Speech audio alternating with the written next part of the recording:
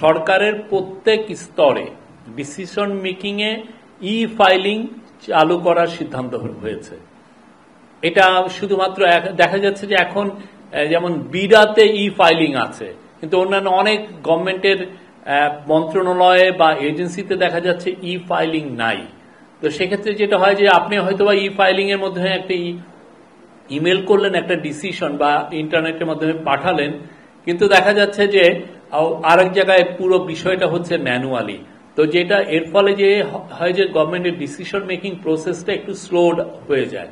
তো এই জায়গাটা কিভাবে এক্সিলারেট করা যায় এবং কোন ধরনের ফাইল যেন ম্যানুয়ালি না মুভ করে, সেই জায়গাটা আমরা কত দ্রুত উত্তোলন করতে পারি, কত দ্রুত এটা চালু করা যায়, এ বিষয়ে চিফ অ্যাডভাইজার মহোদয় আজকে নির্দেশনা দিয়েছেন।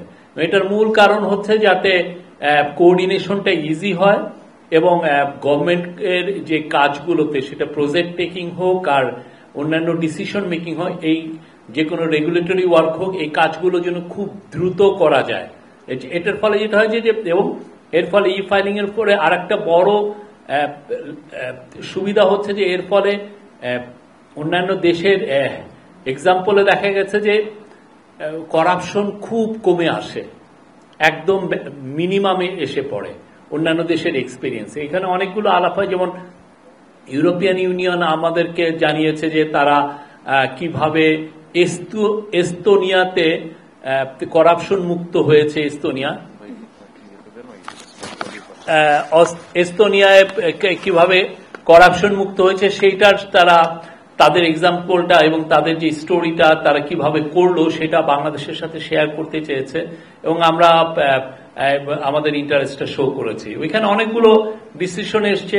আরেকটা বড় আরেকটা বিষয় নিয়ে আলাপ হয়েছে, সেটা হচ্ছে যে থার্ড পার্টি দিয়ে আমাদের বড় বড় প্রজেক্টগুলোকে ইভালুয়েট করা।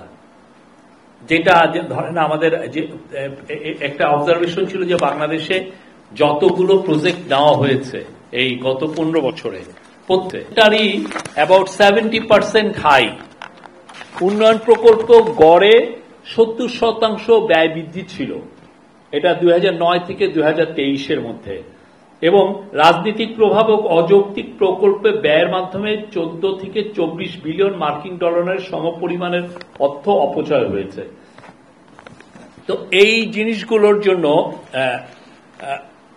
মানে যাতে থার্ড পার্টি ইভালুয়েশন করা যায়, এটার ফলে একটা দেখা গেছে যে আমরা একটা মেট্রো প্রজেক্টে, মেট্রো রেলের একটা অংশের প্রজেক্টের ইভালুয়েট করেছে, কস্ট ইভালুয়েট করেছে, যেটা আগের থেকে কস্ট ছিল, ওরা আগের গভর্নমেন্টের সময় ওরা কস্টিংটা করেছিল, ওইটা এডিবির দ্বারা এটা যখন ইভালুয়েট করা হয়েছে দেখা গেছে যে একটা না, এটা 5.2 বিলিয়ন ডলারের প্রজেক্ট ছিল।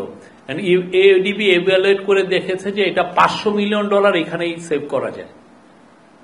তো এরকম অনেকগুলো প্রজেক্টের ক্ষেত্রেই এখন এটা নিয়েও চিন্তা ভাবনা হচ্ছে, এটা নিয়ে ডিসকাশন হয়েছে এবং অন্যান্য অনেক বিষয় আমরা আপনাদের এই পুরো সংকট উত্তরণ থেকে আমরা কিভাবে দেশকে আবার মানে এক্সিলারেটেড গ্রোথ আমরা আনতে পারবো, সেই জায়গা নিয়ে অনেকগুলো প্রপোজাল এসছে, যেগুলো নিয়ে আলাপ হয়েছে। সেই আলাপের অংশটুকু আমরা আপনাদের সাথে শেয়ার করব।